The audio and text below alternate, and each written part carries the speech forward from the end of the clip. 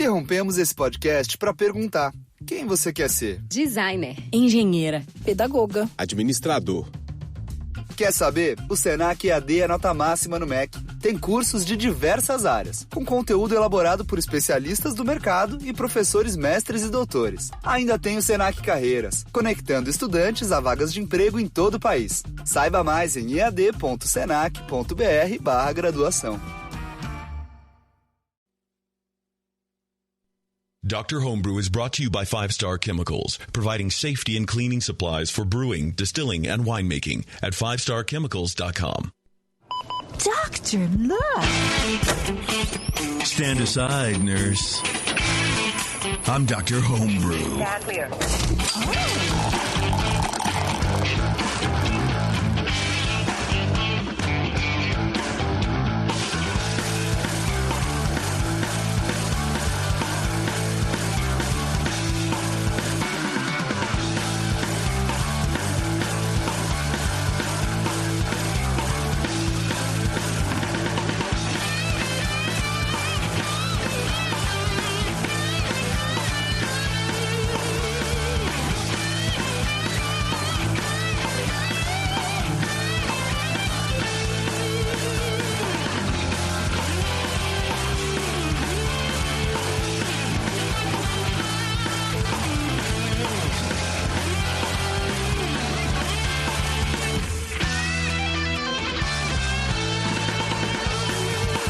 Everybody, it's Dr. Homebrew.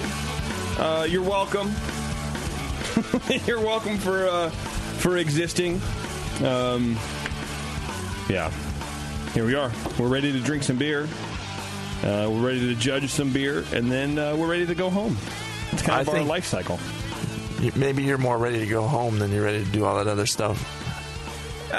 Yeah, let's be clear. I was never ready to leave home. So we're lucky you're here. That's why they're lucky. Yeah. You're lucky bastards. You get to listen to us. That is true. Before you get to listen to more of us, I do want to thank our fine sponsor, 5 Star Chemicals. Please go to 5starchemicals.com and learn about everything you need to do to clean and sanitize all your gear, all your junk. Sanitize your junk today with 5 Star Chemicals. But metaphorical, well, literal junk, not metaphorical junk. I wouldn't suggest. I mean, it's probably fine. Don't use PPW on your junk. It would probably be fine, right? I mean, it's a very sensitive area. It's not going to like really melt your skin. Yeah, and your balls you touch not it with come your out, hands all the time. Yeah. I mean, the PPW and stuff. I don't really think you're supposed to. Aren't you supposed to wear gloves when you're using PPW? Probably. You should, yeah. And I think you maybe wear a glove on your junk while you're dipping it in PPW as well would be a good idea. That's true. That's true. I would be worried about getting anyway. Whatever. So go to them. They've been our longtime sponsors. They own this show. We are their slaves, their minions, and we want you to support them because they support us. And more importantly, they make a really good product. So check them out. 5starchemicals.com. A lot of really good products. They really do. So here we are. We're going to judge some beers, and in case you're new to the show, this is when you, the homebrewer, sends us the people who are homebrewers also, but we have 2 master BJCP judges, right? Yes. Correct. You guys haven't dropped in rank. You haven't been dethroned or defamed. No, or if they could, they would. Yeah. And these fellas here sit and judge your beer, and then we get you on the phone, and then we talk to you about your beer, about your process, and any sort of feedback you want. If you have a weird off flavor, if you just want some more body in your beer, if you want anything else, any advice on your beer, we will give it to you. It's an interactive BJCP score sheet. And it's pretty fun. We get a lot of cool beers on this show, I think, actually. Good variety lately, yeah. Yeah, someone, I think Kevin was in here earlier, and he was like, what's the percentage of, like, bad beers to good beers? And I'm like, well, I don't know. I put it at 80% are beers, are good beers. And then maybe like 5 have flaws. I don't know. And then the rest are kind of like everything's just really a recipe tweak or some sort of balance issues. Yeah, I would say everything is very good or better. Almost everything, like 85% of it. I mean, I think you guys have given out scores under 30 a handful of times. I mean, maybe 10 or 15 over. What is this, our 80th show? Or how many shows have we done, dude? 89? I think this might be our 89th show. Lucky number 89. Huh? Yeah. So I think you guys are all, overall, you homebrewers are doing really good, man. You're sending us some tasty beers. But don't forget, that's not the point. If you want feedback on any beer, even if you think it tastes like ass, but you have no idea why, send it in.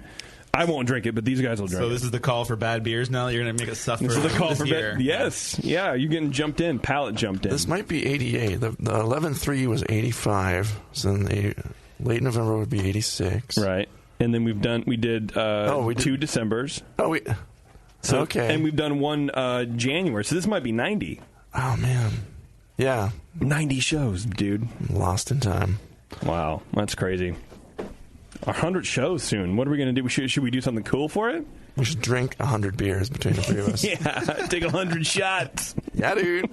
That'd be great. No video? Yeah, I don't know. Sorry, someone in the chat room's asking about video. I turned the video on. I don't know if it's working or not. Bev doesn't really come here, and I can't really stop and check it out. So I apologize if there's no video. Do you have audio? Maybe I should. Here, you guys talk amongst yourselves. So, Keith, how you been doing lately? Pretty good. Just getting over a sickness, so I'm a little bit off. Have you watched that new Star Wars movie? I did watch it. I saw it the same day that Carrie Fisher had a heart attack. That is rough, man. Kind of sucked. I came home and saw that, and I was like, 2016. God, what a year. It's over. Did you see the YouTube video about that guy who slept through 2016 and they had to break all the shit that happened this last year? I did not see that. It's fucking hilarious. Is the video back up now, guys? Yeah, I fixed it. Okay. The video guy. The video repairman. I never knew we were on video Yeah. before, so I would dress better if I knew that. So, God, you get that beautiful hoodie on. Look at you, man. That's all right. Today we're giving away a beer bug. Folks. Awesome. So one of these lucky people, I believe it is... I deleted my list. Not deleted, but I closed it. Scott or Chris, I believe. One of those two fine young gentlemen will receive a beer bug courtesy of Beer Bug. The Beer Bug. Yeah. Check them out, dude. Thebeerbug.com. I believe that's the site. It's a really cool thing. Basically, it attaches to your carboy, and you can instantly read your gravity. It hooks up to your app. It's a whole thing, man. It's really cool.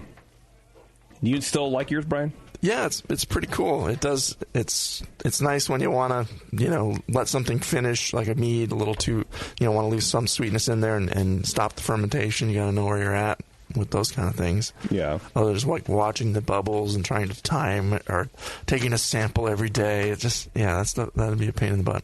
Yeah, exactly. That's why the Beer Bug kicks a bunch of ass, dude. But I make a lot of meads, and that's definitely one really good use for it, among many others. So right. Yeah, they've been really good sponsors to us, too. They're good people. They're there at the Beer Bug, so check them out. Before we get to who is first, Scott, I believe, is first. Maybe Chris. I got to figure that out. Before we get to one of those people, let me tell you about Grog Tag. They got a bunch of cool stuff happening. Home brewing, they say, is all about expression. You make the beer the way you want it. It tastes the way you want it to. Why not make it look the way you want it to as well? With Grog Tag, you can make your labeling dream a reality. Use their pre-made templates or upload your own artwork to create the best thing about your beer, the labels. They also have custom bottle caps, metal signs, coasters, even tap handles, all outfitted with whatever kooky thing you can come up with. So head over to grogtag.com today and enter code JAN17 and take 10% off your next order at grogtag.com. That's JAN17. 10%. That's pretty good. Yeah. Get a tap handle for your kegerator. Dude, and they're pretty sick, too. I've seen the tap handles. They're really nice. They're really cool. I want to get one for my Kick Your Own Ass ale. Kick your own ass. Kick your own ass out. When you can save 10%. Yeah. Who did I say was coming up first? Kick your own ass and save. Scott. Let's open that up. All right. Yeah, go ahead and open that up. Let me get Scott on the line here. Running a little behind. He's probably grabbing a beer. Scott, are you there, buddy? I am here. Nice. Thanks for joining us, man. Bet. So you sent in an ESB. Yes. Is this your first time running with this style? No, it's the version. I'm sorry, go ahead. The third version of this. Okay, your third go around. What have you been tweaking out? What have you been tweaking out in the other two versions? Yeah, mostly the malt, the grain bill, going back and forth on a couple of different specialty malts and the base malt as well. So trying to just dial it in. Okay, perfect. And that's what you're kind of hoping for today, that we give you some feedback on that? Yeah, and if it's actually falling within style, I'm going to hopefully submit this to a beer competition here in Hawaii in the next few weeks. And oh, yeah. Don't know if it actually falls in the 11C or it should be someplace else. So. Okay. Well, we can definitely get you going on that. Brian, why don't you go ahead and start Scott off with his ESBA? All right. Yeah. Nice label first, by the way. It's got Scott's Brewing Research and Development with the little hand labeling on there. It's always like, well, I don't know if it's grog. It's not. Might be grog tag. Yeah. Cool. I need to get some custom labels like that from those guys. I used to make labels all the time. Yeah? Just hand designed, and they were crappy graphics, just like pasted from whatever, That happens, man. Clip art and stuff. Yeah, but I had my own brand, and I was proud of it. And then I tried entering some label competitions, and I won until other people got really good. And then grog tag came along, and it's like, why would I even open Photoshop anymore? That's true. Okay, so the malt definitely in this beer comes across first. It has a bready, toasty, and a light caramelly character. There's a lot of supporting nuttiness and some light toffee-like notes in there too. I'm only getting a faint hint of hop in the aroma. It's like a low, earthy, floral thing. Moderate fruity esters from the yeast. It's cleanly fermented.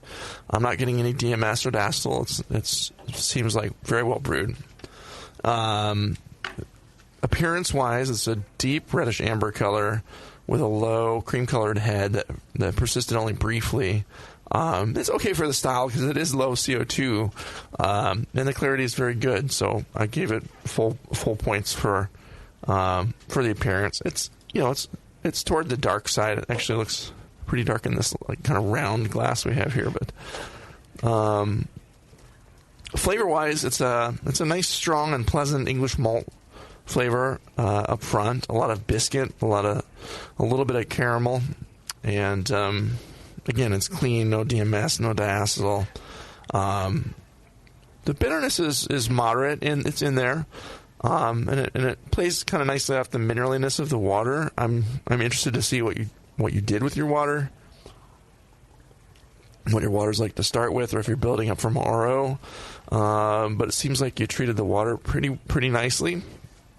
But overall, talked nice to it, took it out to dinner, pulled its chair out for water, it. how you doing tonight? The malt still wins out over the hops in this beer. It's the bitterness only goes so far, and then that malty just powers through into the aftertaste and just keeps going. It's really richly malty to me. But I like the style and the flavor of the malt. It has a clean English ale ferment, like I said, just a little nice fruity esters, just pleasant. The hop flavor overall I found to be low. It's mostly a little bit of floral in there, and it finishes semi-dry, which is nice. Mouthfeel-wise, medium, leaning towards actually medium full-bodied, I thought. It feels a little fuller than I would like it to be. Medium low carbonation, kind of where it should be. It is slightly creamy and smooth. There's no astringency going on here. Only a slight alcohol warmth at first. It's like, is there any alcohol warmth in there? You can feel a little bit of that. A little bit, yeah, in the chestial region. It's crisply dry. It's just nice. Kind of finishes the way it's supposed to. But the body hits you a little big at first. So overall, it's a very pleasant drinking, strong bitter. It's smooth and well brewed. Obviously, authentic ingredient choices. The water profile seems right. I have a lot of nice things to say about this beer.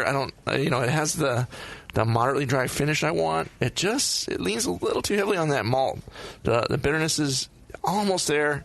The hop is kind of flat. It's just not as high, and that would really bring out the balance. And I think the malt is just a little too high. You want to back off a little bit on we'll talk about whatever specialty malts you're putting in there, and maybe have some suggestions for you, and it'd be fun to hear what you tried before too, or where you started and where you're going with it. Making a beer is kind of a journey. I'd like it. That would make a little bit better balance if you dial that back a bit, push up the hops. I'm also thinking that maybe also this beer could be showing some signs of age. It's not papery, cardboardy, but it's starting to get a little bit of that kind of honey-like thing when you have a little bit of oxidation, and it's been in the bottle for a while, which, I mean, if you bottled it fresh and sent it to us today, it probably would taste different, or if you're drinking it off the keg with us here. I don't know, but... When did you make this, Scott? I brewed this actually in November 25th. Mm-hmm. Okay. And I have a good guess of where that oxidation flavor might be coming from. What happened? I'm still trying to figure out the beer gun. It's not strong. This is my second batch with the beer gun, and it's kind of kicking my ass a finicky little bit. there. So. Okay, all right. What about the trip from Hawaii to? From the different. I'm sure that had a lot of effect on it as well. What was happening with the beer gun? Just trying to get that timing right. Dialing in the pressures from the CO2 to the keg and then out to the gun, and it's better the second time than the first time. That's for sure. I had about half the beer exited onto my countertop. I love that. Better than the ceiling or whatever. I've had that before. Yeah, where it just shoots to the face of the ceiling. And then it's dripping down on your head. Beer shower. Definitely had a different flavor out of the keg than the bottles do. Yeah. I gave it, even so as it is, I gave it a 36 on the score, so I thought it's a very good beer. Awesome. Great. Thanks, man. All right, Keith, go for it, dude. Okay, so on the aroma, picked up a freshly cut red apple ester. That was the first thing I noticed, but then there is the medium toast and medium caramel as well. Maybe just a little bit of fruitiness from the hops, but... a lot of esters is really the first thing I noticed, but yeah, that definitely, as it warms, especially throughout the flavor, and I think I was actually judging this last night, and I definitely picked more of the esters up as it was colder, and just as flavor as well. But as things warmed up, I got more of the balance of the malt. As Brian said, amber, it's crystal clear. The head's a little on the low side, but I gave it a 3 as well. I gave it a 9, by the way, on the aroma, a 3 as well on appearance. It is a very pretty beer. Flavor, again, I get that red apple ester. Medium bitterness. It's lingering. That's really appropriate for style. I get a lot of toast, caramel. Overall, I thought the balance was nearly even. Thought for the style, the balance probably should lean a little bit to the more of the bitter side. And then finally got a slight papery note, and that's going through the oxidation there a little bit. So mouthfeel, medium body, medium carbonation. Just a touch of astringency from the bitterness, and I didn't really pick up any alcohol warming. Overall impression, really enjoyed the beer a lot. Thought the high fruitiness was the only thing that really kind of turned me off a little. That, and then also I wish you would, there's, as I didn't really mention here, and in the flavor and probably even in the aroma as much, not enough of a hop presence. I'd like to see a little more hop aroma, hop flavor. The side story on this is, I was in London last year around this time, and it's kind of annoying, but all the breweries there now are using American hops. So you'd like to go to a place and you get a cask ale, and then you have like Cascade or Centennial or Citra in your face, and you're like, I really wish it just had some EKG or something like that in it. And what I always try to do when I make a bitter, I try to sneak a little bit of something American in it, but at a really low level where you really can't detect it, and just add some orange flavor like an Amarillo or something like that, where you just add a little bit of extra flavor, and then add EK, mostly stick with EKG, Challenger, Fuggles, something like that. But overall, I really liked it a lot. Like I said, the esters are the one thing I would probably question. Love to know the yeast strain, the temperature. It's really the fermentation schedule overall, because I really did get a lot of esters for. I mean, it's acceptable in style, but for me it was a little on the high end. So for me, the things I would improve would be to maybe up the bitterness a little bit. Up the hop aroma and flavor, and then somehow tone down the esters either through fermentation temp or switching a yeast strain. I give it a 36, though, so, those are all just sort of minor nitpicks more than anything else. A little side note, though. This is actually, when you said, I gave it a 9 for aroma, I gave it a 9 for aroma as well. I gave it a 3 for appearance. Like our scores all the way down the score sheet. This is probably a first. All the way down the score sheet, the same exact flavor on every, same exact score on every line, adding up to the same score. So, we dialed that in. We dialed something in. I don't know. Do you have any questions for the guy, Scott? Well, Yeah, I mean, did you guys want to hear the? Oh the yeah, grain please. bill? Yes, run down the recipe for me. Yeah, Sorry. let's start with the malts. This was a five-gallon batch. 47% was U.S. two-row, 38% Maris Otter, 10% Munich, and 4% Crystal 120. Then the hops I used was for bittering with Fuggles with 4.5% alpha acid at 1.5 ounces there, and then also did 1 ounce of East Kent Goldings with 3.4% alpha acid, and then 30-minute addition of the Fuggles again, and then at Flame Out, I did another ounce of the East Kent Goldings, and that's another thing I've been trying to dial in because I'm just trying to make sure this doesn't get overly hopped and turn into more of a pale ale or IPA. So yeah, you don't want it to turn into an IPA. That's not not where we want to take you. Right. You like blending the American and English-based malts. You just like trying to go for. It's the lack of option out here in Hawaii. Oh, okay. Yeah. And are you using the Munich to sort of balance that out to make it taste more like all Maris Otter, or how? I could have jumped in there, but yeah, the Munich was trying to get more of that breadiness, toastiness.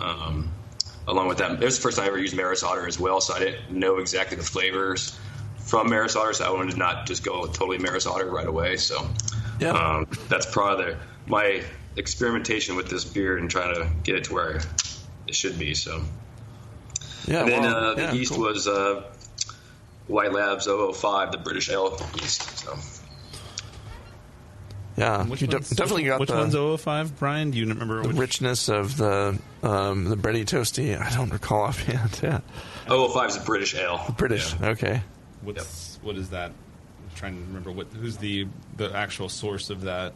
Oh, like a Fuller's or whatever. I don't know either. It probably is. I would guess. Did you do anything special with your water? Yeah, so that's another thing I've been trying to get figured out is I'm going off the municipal water report, which is not very accurate, but I did 3-gram addition to gypsum and then 3/4 gram of calcium carbonate and then 0.8 grams of magnesium sulfate. And since I brewed this, I got the Lamont Brew Lab, and I'm starting to find out the report that I got is actually inaccurate. So we'll see next brew what it will come out as. That's what they say, man. That those muni water reports are not super reliable because sometimes they can change depending on your district. Yeah. So I thought the water treatment seemed pretty good. The way it dried off the tongue was nice. Yeah, it seemed appropriate for the style. It was definitely not too harsh, but it was enough. Yeah, like you said, to sort of dry it out. The 005 is the Ringwood. Sorry, I'm going to cough here. I feel like I'm going to cry when I said that. It's pretty. The Ringwood is notorious for diacetyl, and I don't think either one of us got any diacetyl at all. So that's a really good job fermenting that. What temperature did you ferment when you were? I pitched at 69, and it hung out at about 65 to 66 until I did. I increased the temperature I stepped it up to about 72 at the end of the fermentation to finish out the fermentation, and it fermented for about 13 days. Was how long I had it in the fermenter. So. Okay. Yeah. It may just be that I'm not a fan of Ringwood more than anything else. So everything you did there was spot on. So. Yep. Excellent. Any questions, Scott? Now it's time for questions. Yeah. So, did you guys think this falls at the strong or the strong, the 11C, whatever that was? The category. There's a pretty wide range of acceptable in the strong bitter. There's so many different, there's a lot of different varieties of it. But I think, like I said, you just want to get that. Bitterness is almost where you need it to be, pretty much where you need it to be, but. You do want a little hop flavor accenting that. I don't know if I would do what Keith does. I mean, you can play with it. Getting a little, it's almost like a little cheat, like giving a little sharp or a little tang from the, like a more citrusy American hop to just let the hop pop a little more, but not go anywhere near pale ale IPA territory. Right. That could be a nice little trick. But I don't know. Have you tried all EKG or have you just always blended with the Fuggles and? It's always been that basically same blend on the last 3 batches. So, but the thing is, when I do Beersmith, that's the the one they have in there for the Fuggles or the East Kent Goldings says 5.0 or 5% alpha acid, and when I pick it up in the homebrew shop, it's 3.4. Yeah. And I question the freshness of some of the hops as well that I get from there. So I don't know if that's affecting it or not, but I'm definitely, that's one of my main goals is to play with the hops as well. So. Yeah. I don't know. I think it's in the style. I think you'll do well in a competition. It always depends on who you're going up against, but I could see this definitely placing. And if you're looking to, should you enter this or not, I would say yeah, definitely. For me, I think I would probably in the future maybe dial back the Munich a little bit and think about going with a lower crystal or a blend of crystals. 120 is, I don't know. I think for a bitter, it tends. I don't know. I would use that more in like a porter and things like that, and I would probably look more to 80. But you can use some 120. I do like the character in it, but I think maybe cut it back and use a blend of crystals and get a little more complexity that way without as much intensity. Yeah, I had actually my last batch. I did about. It was like 25% crystal. I think 80. I don't have it in front of me, but then it was way too caramelly for me. Yeah. So I filed it way back and put more Munich in it, and then did the Maris Otter. So it was quite a bit different from the last version. So if you can get a hold of it, just try to get a hold of some like floor malted. I mean, I know it's tough, but get a hold of some crisp Maris Otter or some of the Glen Eagle floor malted stuff. That is the best stuff you can use, really. Yeah, I love working with that malt, but if you have to blend it still too, I wouldn't do the Munich trick either. I would just omit that and just as much Maris Otter as you can get in there, and as good of a variety you can get. What kind of crystal are you using too? By the way, I missed that. Is it a English? Hubert or okay? Was it? Was it English or was it an American crystal? It's an American crystal. That's all I have here. Yeah, I think for an English beer, I definitely would look to the English crystals. There, it is a significant difference in flavor for those. So, great. All right, Scott, that's it. You're good. Anything else? Yeah, you guys answered all my questions. That was great. Okay, cool. Yeah. It was good beer, Scott. I enjoyed it. Yeah, I'd love to taste it again. You're brewing some good stuff there. I can tell you pay a lot of attention to what you're doing. So I appreciate it. Yeah, that means a lot. Awesome. Thanks, man. All right, thanks, guys. All right, Scott. Later, dude. They have some good competitions out there in Hawaii, too. Do they? Yeah. I miss Hawaii. I want to go back. Oh, man, yeah. All right, we're going to take a break, and we're going to come back, and we're going to talk to Chris, and we're going to drink some more beer, and then you're going to hear us do all the things. So there you go. It's Dr. Homebrew. Hang on. We'll be right back. Hello, fellow BNers. This is Sully from the 21st Amendment Brewery located in San Francisco, just 2 blocks from Giants Park. Before Nico and I opened the 21A and before I was a professional brewer, I homebrewed on my small 4-burner apartment stove in a back house in Santa Monica, California, making my extract brews before graduating to the daunting idea of all-grain brewing. Homebrew books and information was hard to come by back then. The internet hadn't been invented yet, along with other things we take for granted today, like electricity and potable water. One thing I wish I had back then when I was learning was a radio show that could teach me the ins and outs of brewing and answer questions that I had about homebrewing, a resource for making great craft beer. The 21st Amendment Brewery is excited to be a proud sponsor of Dr. Homebrew, a great show that teaches you what you need to know about making incredible beer. Good stuff. Listen up, you might learn something. I certainly did. And thanks for your support. Tasty Crack Games. Since the first time the Brewing Network microphones turned on, More Beer was behind it. More Beer sponsors the programming on the BN because, like you, they love brewing. And like the Brewing Network, they love sharing their knowledge. Morebeer.com isn't just a website to place your next equipment or ingredient order. Morebeer.com also gives you access to free beer information that will make you a better brewer.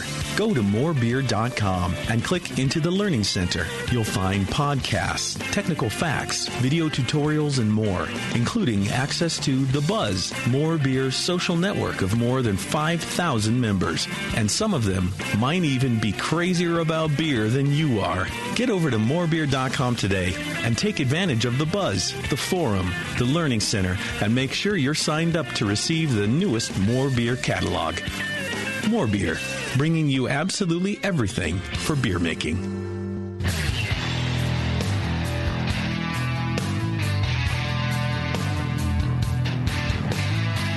Now, back to the examination.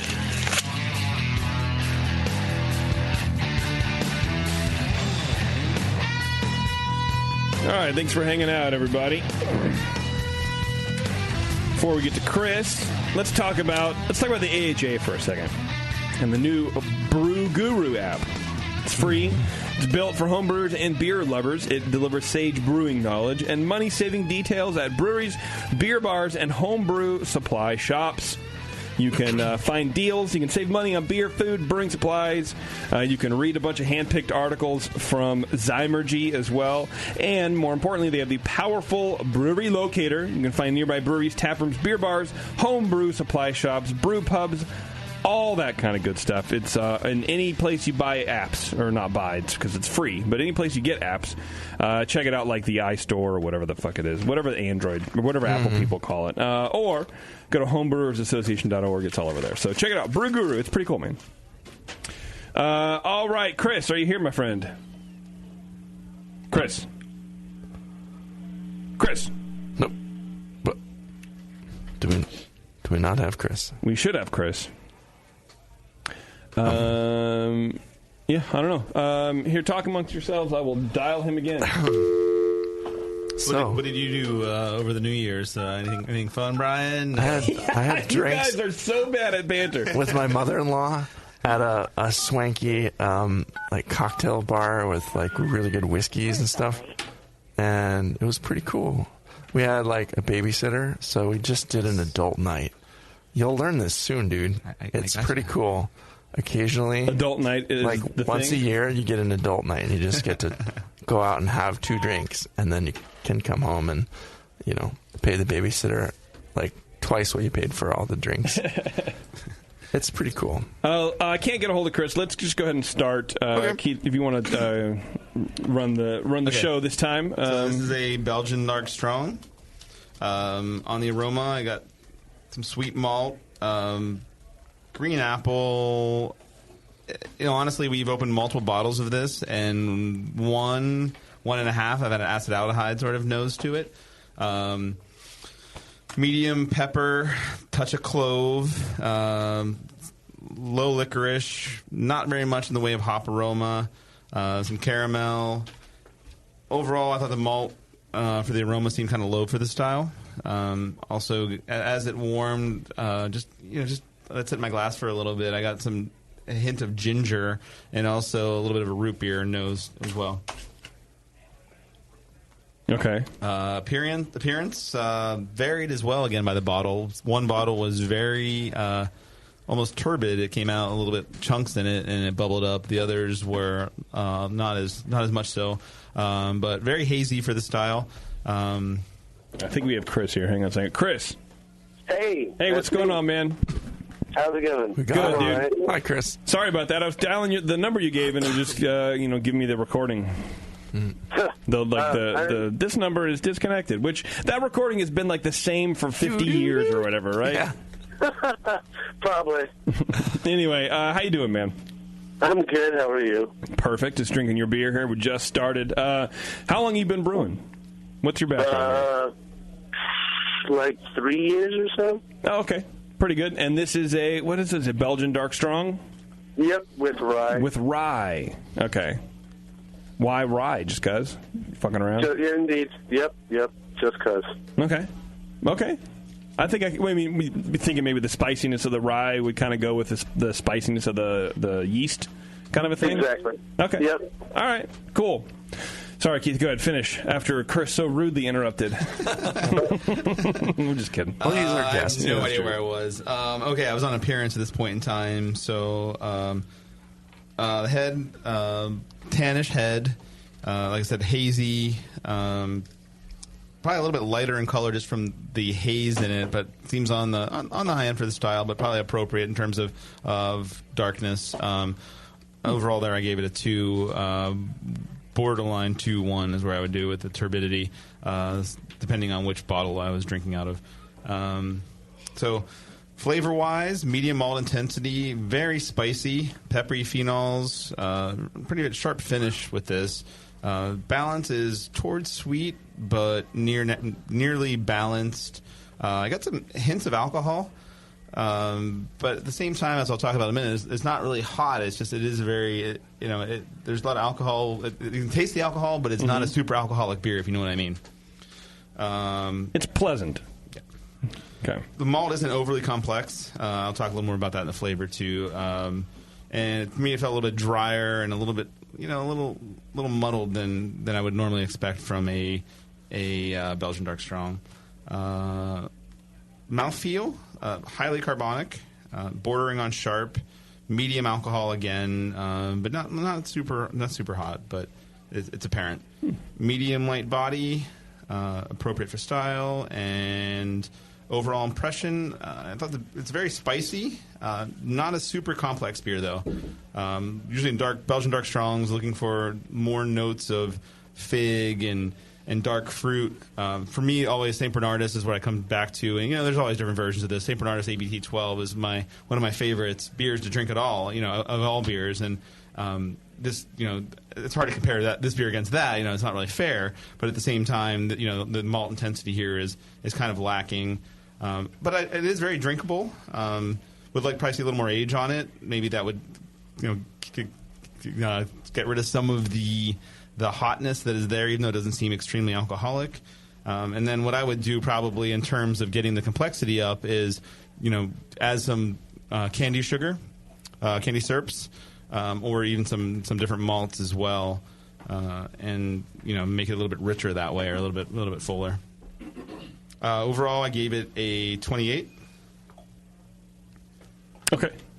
Brian, go ahead, buddy. Okay, the Belgian Dark Strong with rye. Your aroma has a sweet, pleasant, fairly rich maltiness in the nose. I am getting some raisin and plum notes in there. Some hints of like some stone fruit, like some cherry, but there's a little an interesting spiciness in there. It's got like this kind of like cardamom / allspice kind of, and a whiff of black pepper. It's got some interesting spiciness to it, but not necessarily what you'd expect from a rye. It's obviously fermentation derived, but yeah, it has a very spicy. It smells kind of like a spiced fruit pie in a way, like I don't know, like a mince pie or something. Yeah, to me, the alcohol is pretty evident. It's not too high, as Heath said, but it's moderately soft with only hints of a little solventy and higher alcohols. But yeah, not too bad. It might be interesting to talk about how your fermentation went and what temperatures you went through. I didn't get any DMS or diacetyl in it, so it was clean in that way. Appearance wise, yeah, it was a rich reddish light brown color, and it was a bit murky. You should be a fair amount clearer than that. The head is light tan and fell flat pretty soon after pouring. Just rises up a bit. It threw up a pretty decent head, and then it just dropped down. Mostly finer bubbles there. Flavor wise, the malt definitely comes across. It's I would say richly malty. But the character of that malt, there's like some raisininess in there, but it has this kind of a fruit bowl presentation a little bit. It's got some dried fruit, some, stone fruit, maybe a little bit of tobacco and fig, but, some of the raisin and plum. But it's a little muddled to me. There's a lot. It's like a fruit salad kind of. It's like a little bit of everything and nothing really distinctly standing out, but I see that. I could see that. Yeah, it's a low bitterness in there, and that kind of leaves the sweetness and the alcohol shining through in the flavor, and the sweetness and the alcohol comes through more than in the aroma, I would say. It's definitely balanced to the malt and that spiciness. That odd spiciness kind of grabs you in the back of the throat there, and it finishes kind of medium sweet. It's not cloying. But there's a bit much going on with all else that's here. It's just having a hard time. There's a lot of descriptors you can put in there for it, but it's like Again, I hate using the word muddled because then JP's, well, what do you mean by muddled, Brian? Can you define muddled as a flavor sensation? Hey, people need to know. Leave me alone. They need to know these things. Just trying to use some beer judge cheat words here. Like balanced. Yeah. Well, balance is an important thing. That's true. I know. Bigger than all of us, man. I know. There's a lot of people who don't like it. And they go, no, it doesn't make sense. Well, if you just say, yes, this beer is balanced, that doesn't tell you anything. The balance between hops and malt. Well, you have to quantify, thing, balanced in regards to the style. Now, that's a different thing altogether. It's nice. The beer is nice, and it's balanced. I like it. I mean, I agree. I mean, muddled is, I think, more of it's hard to pick out one specific thing in the flavor. There are a lot of different flavors going on at the same time. And there's the spiciness, there's the sweetness, and there's not, I don't know, it is hard to put your finger on anything. At the same time, it also says something about the lack of intensity of any of those specific flavors, too. That everything is sort of at a lower level, or I don't know, a low level, but everyone's like sort of the same level sort of thing, where nothing is really, it's, for a Belgian Dark Strong, I'd like to see the malt play a more prominent role. But go ahead, Brian, sorry. Yeah. No, thank you. I was almost there. You expressed yourself much more clearly than I did. So mouthfeel-wise, it's a medium full-bodied beer, has a medium-low carbonation. It was, again, pretty strong warming, slightly towards the hot side, but not too intense. Not very creamy smooth, but there's also not any real serious astringency here, just a touch of that. Overall, the beer has a lot of the desired elements of a Belgian Dark Strong. It's just a bit rough around the edges, and it's hard to get... I'm fighting to get any of the declared rye, and I see here that it was used as a rye flour. 5 pounds of rye flour in the batch. So anyway, we'll get to that. Be interested to know why rye flour. That might be what's causing some of the haziness there too. And the appearance was not what you wanted, but flavor and aroma wise, it had a lot of good things going for it. There could be some light fermentation-related issues, but I'm not getting a really big bad, off flavors in it, other than a little bit of solvent and alcohol, and it's maybe a little bit yeasty and or just starchy from the flour that's in there. Yeah. The body feels bigger and thicker than it maybe needs to be, and it doesn't roll off the tongue kind of the way you might want it to. And then we're also seeing perhaps some bottling related issues. The first bottle we opened up had some serious creepage. The snake came out of the jar there. But I gave the beer a 28. I thought it's a good beer. Just needs a little fine tuning and cleaning up some of the issues. Maybe work on the recipe a little bit here but yeah. You want to talk about the recipe and where you went with this, and have you brewed this before? I have brewed one before, but I went a different route with this one, just because. For fun, because you can experiment. Yeah, why not? Exactly. You're a brewer. Exactly. Yeah, go ahead and give us the recipe on this one. Sorry. I had 12 pounds of Wireman Bohemian floor-mounted dark Pilsner malt, and 5 pounds of rye flour, and then 2 pounds of D180 candy syrup. And that's it? And the yeast was Y yeast, Belgian dark ale yeast. The 3822 there, yeah. Okay. That's it, yeah. What about for hops? El Dorado at First Wort and Whirlpool, just because. Okay. Yeah.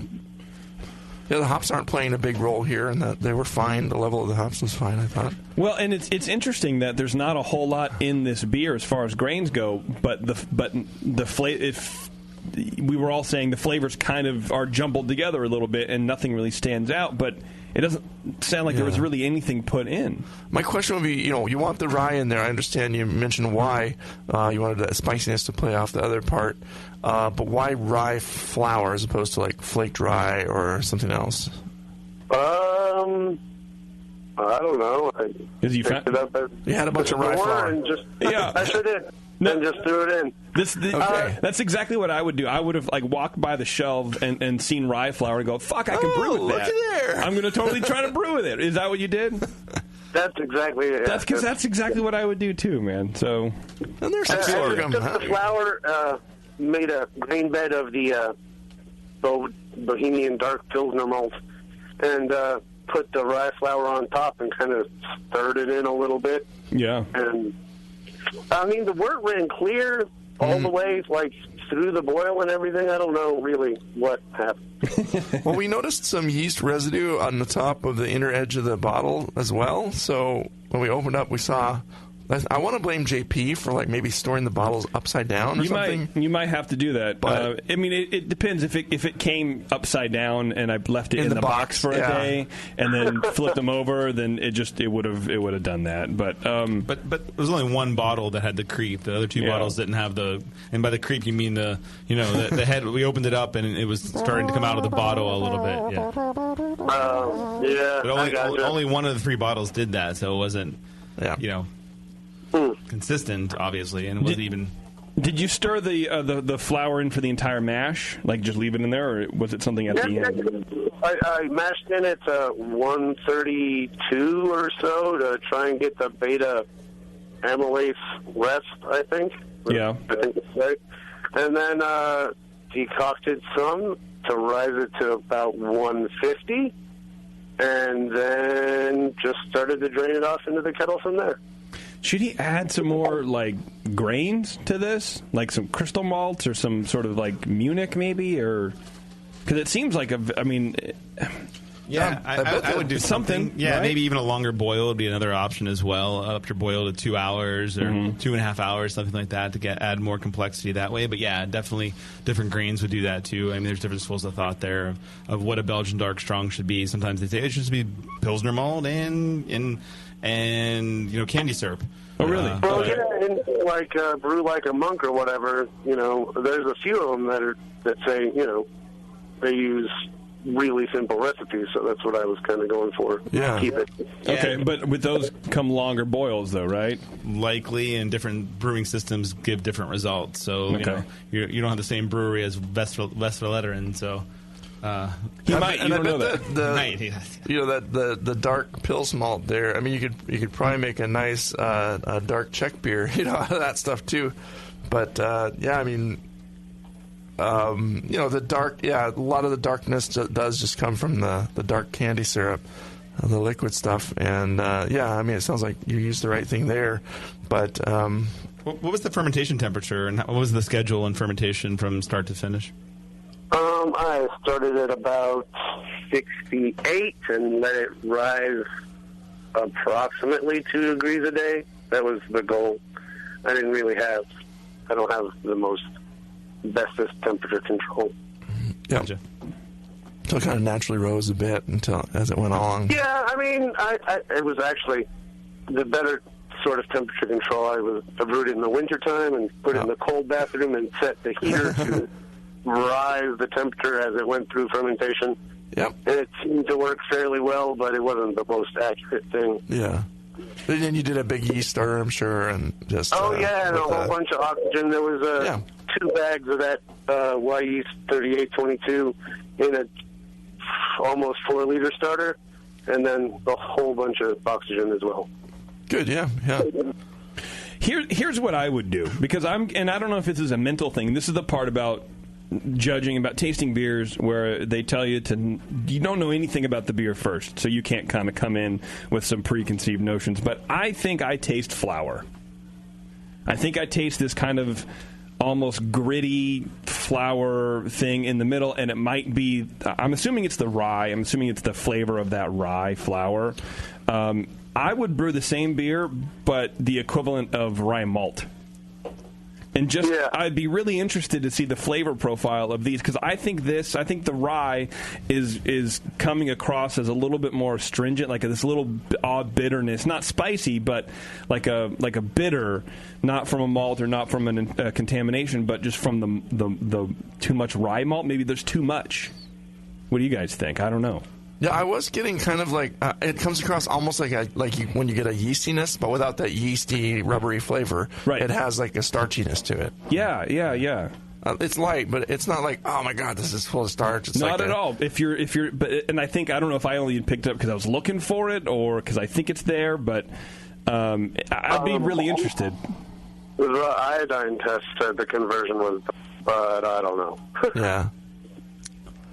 I'm not a big fan of the Engel Munster yeast either. I used it before, and that's the one you used here. And I don't know, I'm not a huge fan of it. And I mean, that's always another option is to go with something a little more conventional, but it's kind of fun to use new yeast strains. But even, going back to 3787 or 3522 or something like that, or 1214. Right. But I don't know. That's just me. I've used this yeast twice before, and both times I was a little bit disappointed with it overall in terms of flavor.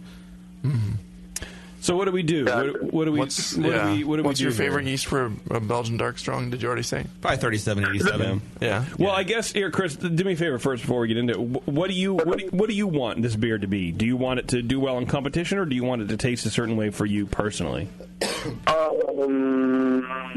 I don't really enter competition, so okay. I guess competition isn't really a thing. Okay. So what do you want out of this? As long as it tastes good, I'm pretty happy. Do you like how it tastes? I thought it was pretty okay, but But you don't love it. Well, like you guys said, the clarity is something leaves a little to be desired.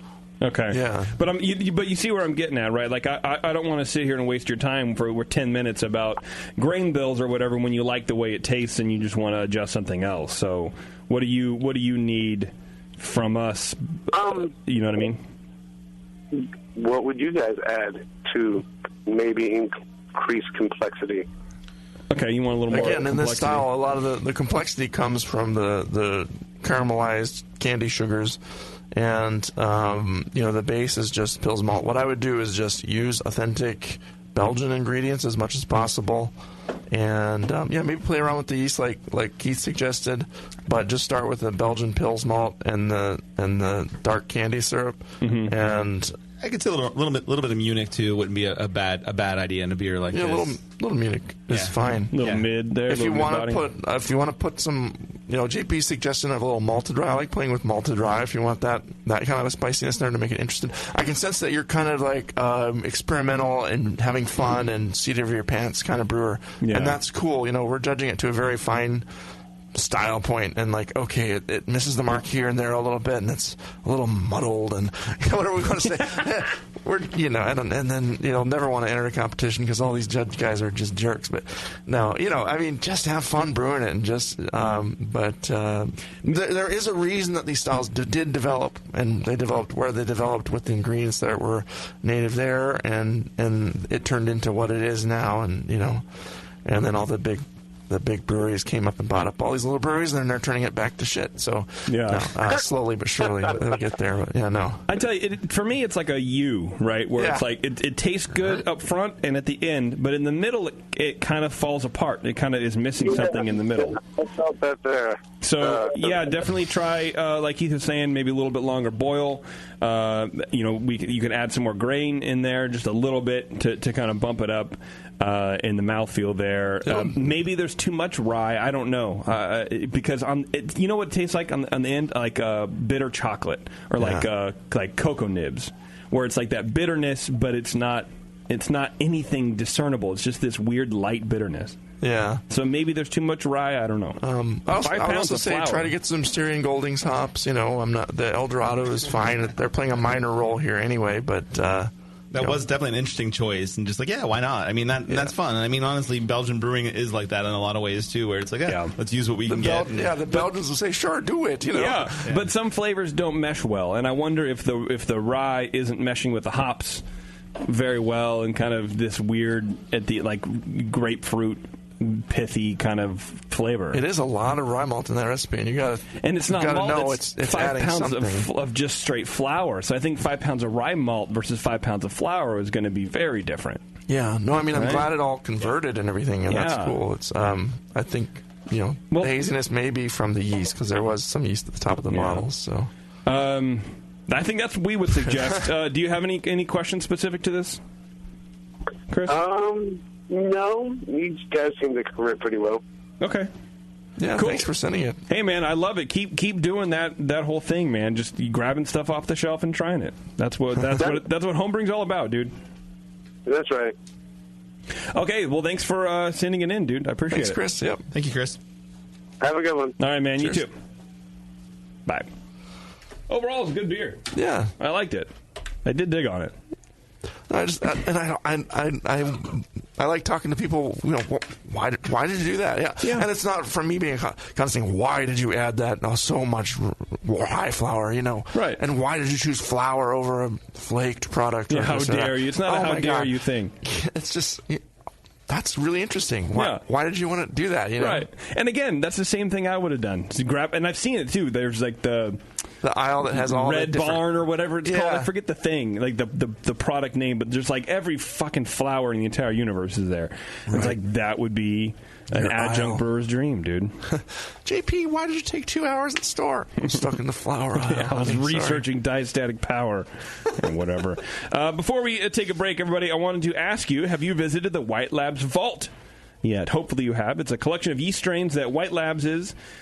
That's what it says, White Labs is, has been curating for more than 20 years. Some of these strains have never been available until now. Visit whitelabs.com/thevault to check out the current list and pre-order the strain you want released. Once there are 250 pre-orders per strain, that strain will go into production. So check it out, whitelabs.com/thevault, then help release the yeast. Yeah, I've heard about that. That's pretty cool. Yeah. All right, we're going to take a break. We're going to come back. We have a question from the chat I want to talk to you guys about. Ask you a question, and then we're going to give some shit away, and then we're going to go home. Hang on, everybody. It's Dr. Homebrew. We'll be right back. Do you know the 3 most important rules in brewing? Sanitation, sanitation, and sanitation. And no one does it better than 5-Star Chemicals. 5-Star knows sanitation. You can only sanitize clean equipment. And 5-Star knows how to clean, too. For craft brewers and home brewers, 5-Star has what you need to keep your fermenters, serving tanks, kegs, and draft lines sparkling and free of any beer-spoiling bacteria. PBW, caustic, acid cleaners, Star Sand, SaniClean, lubricants and defoamers, pH stabilizers, and more. 5-Star Chemicals has cleaning supplies, safety supplies, heat exchangers, pumps, hoses, and valves. And 5-Star is proud to offer eco-friendly products that exceed customer expectations. If you have a cleaning problem, you need the 5-Star solution. Visit 5starchemicals.com or call 800-782-7019. 800-782-7019 and get the 5-Star treatment today. Admit it. Homebrewing is not always free of frustrations. Years ago, brothers Bill and Jim Mitchell decided to minimize those frustrations and create an entirely new brewing process and a brand new kitchen appliance, the Pico Brew Zymatic. The Zymatic sits on your kitchen counter and connects to the internet via Wi-Fi. It comes with access to a huge recipe library full of award-winning beers and can brew your next batch at the push of a button. Improve repeatability and refine your recipes with the Pico Brew Zymatic. With minimal cleaning and hassle, the Zymatic enables anyone to brew craft beer in the comfort of their own kitchen. Just add your ingredients and the process of homebrewing becomes simplified and automatic, allowing you to focus on what really matters while you brew. At Pico Brew, they believe everyone should be able to enjoy the art of homebrewing and make their own damn good craft beer. See the Zymatic in action today at picobrew.com. I'm sorry to tell you this, but we're going to have to pour you out. Back to Dr. Homebrew.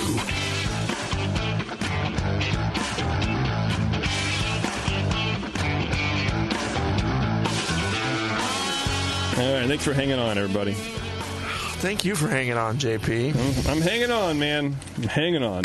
That's all you got to do. Just hang on. Speaking of... that's not a good segue. Speaking of hanging. No, speaking of... I don't know. Being on something? Well, I'll tell you what. Hanging on to me is very revolutionary. Speaking of revolutionary, the Smart Brew Water Testing Kit, the iDip. We've talked about this before. It incorporates that revolutionary photometer system, which is the first and only one on the market with its own app. So you got room on your phone, throw this app on there along with the iDip. It's pretty rad. You can use it for home or commercial use. It's the only meter on the market that runs water tests with no math needed, no titration, no adjustments on any part, writing paper. You put water in the thing, wiggle a strip around, wait like 10, 15 seconds. I think it's 30 seconds, actually. 20 seconds. There you go. It counts down for you. Counts down for you, fires it to the app, and you're set, man. It pairs via Bluetooth, and that's how it gets to the app. But it's the first handheld water tester with an app, so that's pretty cool. And you can email the results of the water test to the rest of your brewers or post it to your Facebook page even. Let your homebrew club get the lowdown on your base water profile. I think this would be great for homebrew clubs. You can test over 40 different water quality tests with this. 4 come preloaded. Test for things like total alkalinity or total alkalinity, but that's a different test. Chloride, calcium hardness, pH, sulfate, and more. Using only 4 mils of water for each test. Check it out. Hit smartbrewkit.com and enter code TBN10 at checkout and save $10 on either the standard or advanced Smart Brew testing kit. It's the iDip smartbrewkit.com. You probably test like your aquarium water too. Like you can do your aquarium water, you can do your pool water. If your you brew with your water. Aquarium water, like make sure there's not too much. You should definitely fish excrement in there. You should definitely test for that. Saltwater tank, how that work out? That'd be good. Yeah, you can do all sorts of stuff, man. Any water you need testing. Okay, we're here to give some stuff away. Of course, both Scott and Chris get a nice little prize pack from 5 Star, again, because they are our main sponsors. And we are here to give away a $40 gift certificate to grogtag.com for the winner of the lowest beer score. And then the Beer Bug, courtesy of thebeerbug.com, we don't always give a Beer Bug away, but when we do, we give it to the highest score. And it's funny, kind of just evolved that way. Like, we didn't really plan it, but we had this $40 gift certificate to GrogTag, and we're like, well, why don't we let's give it away to because their tagline, right, is at least your beer will look good. Yeah. So we're kind of like, we're just kind of fucking with you. But now we're actually giving away some shit. Like, this is pretty cool. It, yeah. So Chris Nelson gets the $40 GrogTag. Hey, all right. So that means, Scott, you win the Beer Bug, my friend. Done. And I will get all this stuff out to you guys shortly. Scott gets the Beer Bug. Cool. Hey, we're sipping some of the Meriton that didn't land in the bottom of Keith's bag on the way here. Yeah, how are we doing with that? It's lost a little carbonation, but it's pretty good. Do you want to try it? I do, yeah. Here, let me while you pour me a glass, let me ask you this question. Here's a guy in the chat room. He says, I'm having a hard time hitting my original gravities. I always end up above. It occurs to me that I've gotten more room in my cooler, louder ton than I could add a bit more grain and get a stronger beer, and I could dilute that into 2 fermenters instead of trying to fit it all in one. When is he going to dilute it, I guess, would be the question there. And how would you do that? I don't know. Before fermentation, I would imagine. I mean, so his gravities are coming out too low, and too high. It's coming out too high. It's coming out too high. So what he's thinking is just filling up the rest of the mash tun, making a larger beer, and splitting it and dumping it into 2 fermenters, and then adding water back and then fermenting. I mean, I've done some things with water. I mean, I've done water even after the fermentation, which you don't really want to do necessarily. But I've done it in different ways. But I don't think there's anything wrong with that. I mean, you could have some water, like in the old school way of like, hey, I'm going to do extract brewing, and I'm going to have 2 gallons of cold water in a fermenter, and I'm going to add water to that. I mean, if you're doing all grain and you're chilling, I don't see there's really anything wrong with that as long as the water has been treated properly before it gets into that fermenter. The only thing I would say is that you might be off on your IBUs if you have that's a good point. A larger starting gravity than you want. Like if you're making ESB and you double it, you have to mess with your numbers that way. Yeah, if you're trying to dial in a specific recipe, I'm like, what I wanted to say is, why not just dial back your malt and just make what you're going to make? Yeah, and I think he's just trying to be what is the word, pragmatic, I guess, or just like, hey, I can knock 2 sets of beers out at the same time. But I don't think you're going to. I don't know. I mean, or people do it. The first part of that the first runnings and add some water, and then pull off the second runnings and make a beer that you don't really care about with a small beer of some kind, and have some better, fun. I think. Yeah. But then the second beer wouldn't be what you want. But your efficiency is really good, and that's fine. But your first beer would be bigger if you would do it that way. So I mean, it depends what you're making. Every time I've tried to add water to stuff, I was trying to make like American premium lagers and that sort of stuff. So I mean, you're right about flavor wise. Like you're adding water, you're going to water it down somewhat. Like you're going to make an IPA, double IPA patch. Like you'd have to up the hops for all of it throughout, I would think, if you're adding water back to it. I don't know. It's an interesting dilemma. It's not something that people normally do. It's definitely not normal. It's worth trying. I mean, and playing with it a little bit. But I think it's more for lower gravity beers. Yeah, you wouldn't want to do that to end up with something like a 6% or 7% beer. If you could do it, you can. It's fine. But you're right, JP. I think you made a good point about bitterness and just sort of calculating that properly too, and making sure you take that into account. Like you're diluting the beer, the final beer, and well, also as far as I know, like the higher gravity you have, the more sugars, that your solubility of all your IBUs is kind of out the more window. sugars. So you're going to use more hops, right? So fast. you may use less. You may be able to make a double batch. You end up using more hops just to do that. It may not be worth it in the long run monetarily. Right. Yeah, I mean, and also things like, look at your crush. Maybe you're crushing too finely. I mean, who knows what's... my answer would be increase your boil kettle size, and so you can make a double batch that way and just boil more. Buy another boil kettle and put it all in one. That's what I would do. Get to the gravity you want with one, make a big batch of it, and up the hops for everything. Yeah. I would, just from a homebrew shop perspective, I would say hit your numbers first. Before you start tweaking anything out, know your system. Work on hitting your numbers. Lower your grain, lower your batch a little bit to nail your numbers and really drive that for a couple batches. Then you can start trying to double batch, because that way you're going to know how your system handles things. Because right now you still don't know it. And I don't know the realm of what kind of efficiency they're talking about either. Like if they're getting like 90% efficiency or something, efficiency all the way up to the top is not necessarily a good thing. You're going to pull more astringency and harshness from the grain and the husks and stuff as you just pull every last bit of that stuff out of there. Yeah, and it's just not the best thing always. So I would do that. I would learn your system first. Then I would also even brew a pale ale just normally in your system after you've hit your numbers.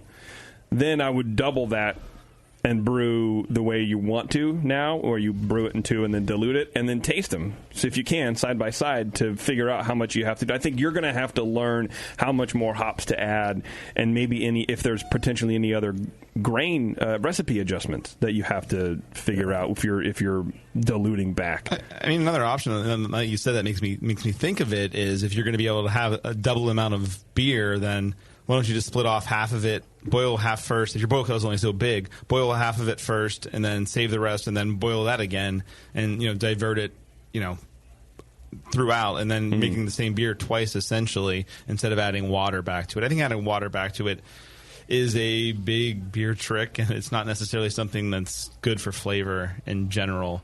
So yeah, I think